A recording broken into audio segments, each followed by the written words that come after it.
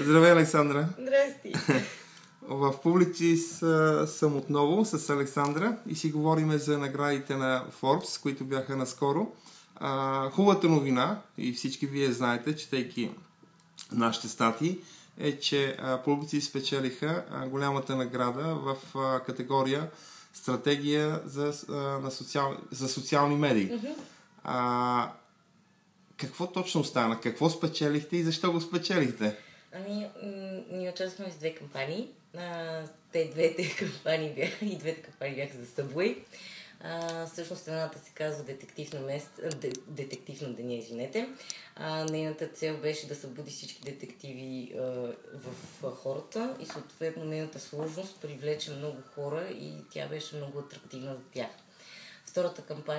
Втората кампания и всъщност игра и приложение, което ние реализирахме отново в Facebook, е Резачката, когато просто искахме да развеселим деня на хората и чрез един сатър голям, с който те кълцаха продукти за сандвичи, ги запалихме да участват, да искат да са по-добри.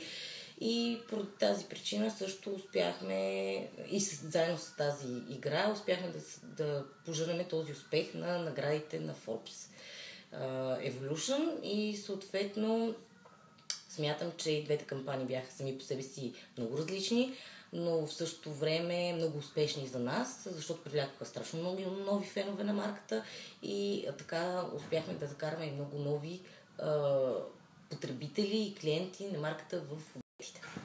Супер! Всъщност това беше приложение за Facebook. Кой изработи това приложение? Това приложение беше разработено от нашите колеги от Publicis Cybermark, които всъщност се грижат за всички дигитални проекти на марката Subway. Супер!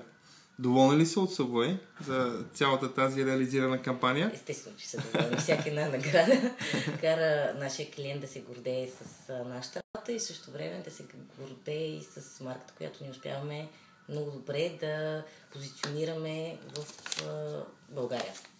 Супер! Александра, би ли споделила какви са ви бъдещите планове? Би ли ни изненадала с нещо ново, което предстои? Очаквайте много интересни неща, свързани с тази марка. Ние се възползваме от всеки един канал, който може да си позволим. И всъщност много разчитаме на диджитала като цяло. И общо взето Facebook за нас е място, където може да реализираме много от идеите си. И смятам, че се успяваме да го правим много добре. Няма да ви издавам какво ни предстои. Добре. Защото все пак конкуренцията не спи.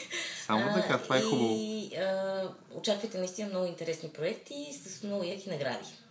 Благодаря ти, Александра. Това е всичко за читателите на Social Evonet.